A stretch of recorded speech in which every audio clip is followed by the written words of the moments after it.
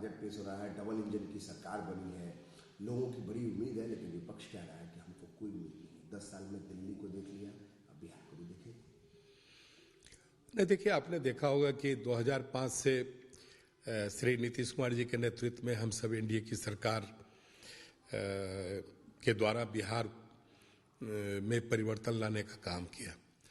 और विशेष तौर पर जब से भारत के यशस्वी प्रधानमंत्री श्री नरेंद्र मोदी जी के नेतृत्व में एनडीए की सरकार 10 वर्ष पूर्व देश में बनी, तो बिहार सहित सभी राज्यों के विकास के लिए प्रधानमंत्री जी ने ध्यान दिया। और स्वाभाविक है, प्रधानमंत्री जी ने हाल में राज्यसभा में महामहिम राष्ट्रपति महोदया के अभिभाषण के बहस के उत्तर में उन्होंने स्पष्ट तौर पर कहा कि जब तक के राज्य का विकास नहीं होगा तब तक देश का विकास नहीं हो सकता। अगर राज्य एक विकास करेगा तो उसका प्रभाव देश पर 2 पड़ेगा।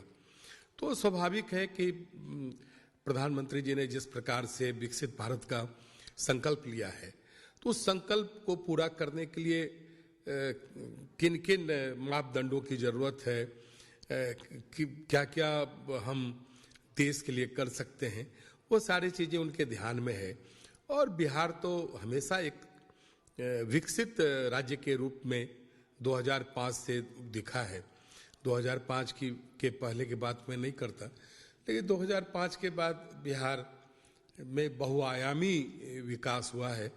और आज का बजट हमारे लिए काफ़ी महत्वपूर्ण है, क्योंकि बीच के कालखंड में राष्ट्रीय जनता दल महागठबंधन ने बजट पेश किया था और हम तो 2 बार मुझे बजट पेश करने का सौभाग्य प्राप्त हुआ था बिहार के विकास के लिए।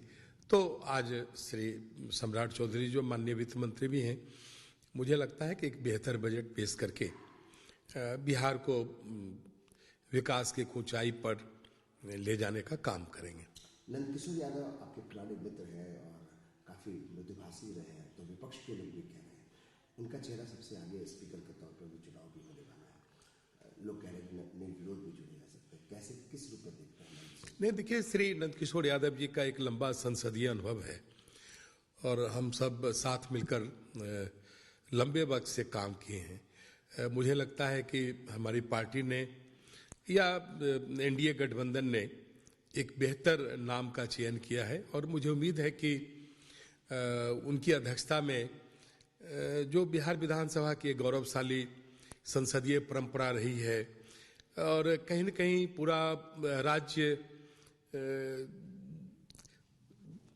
विधानसभा के कार्रवाई पर उसकी नजर रहती है, क्योंकि जन सरोकार से सारे विषय सदन में लाए जाते हैं और राज्य के लोगों की जो जन आकांक्षाएं हैं, वो जन आकांक्षाएं कहीं न कहीं बिहार विधानमंडल से परिलक्षित होता है।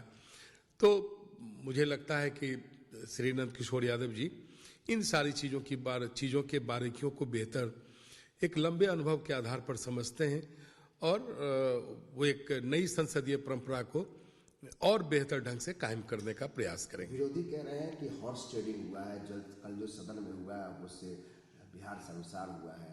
उन लोगों को लगता है कि उनके विधायकों को तोड़ा गया और खरीद बिक्री हुई है, आरोप है कांग्रेस का।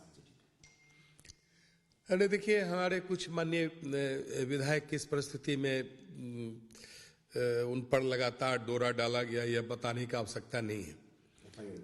उसमें प्राथमिकी दर्ज हुई और कई चीजें हैं जो जांच के दायरे में है, इसलिए उस पर मैं कोई टिप्पणी करना नहीं चाहता हूं। लेकिन इतना तो देखिए स्पष्ट है कि एक प्रयास हुआ कि धनबल का प्रयोग सत्ता में भागीदारी कायम रहे, उसके लिए जिस प्रकार से धनबल का प्रयोग हुआ, यह दुर्भाग्यपूर्ण है। और खास करके जो अभी विपक्ष है वो इसमें माहिर है, इस तरह के खेलों के वे माहिर हैं। इसलिए बराबर इन लोगों के द्वारा कहा भी जा रहा था कि खेला होगा, तो खेला का अर्थ आप समझ गए होंगे कि खेला का अर्थ क्या होता है।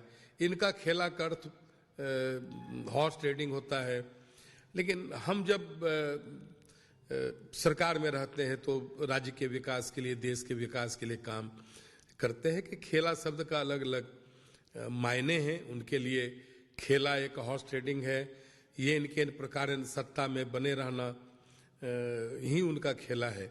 तो बिहार की जनता इन सारी चीज़ों को समझती है और उसका सुपरिणाम 2024 और 25 में हम सबों को निश्चित तौर पर मिलेगा, क्योंकि हमारा नेतृत्व सशक्त है, हमारा नेतृत्व मजबूत है, हमारा नेतृत्व आत्मविश्वास से लवरेज है।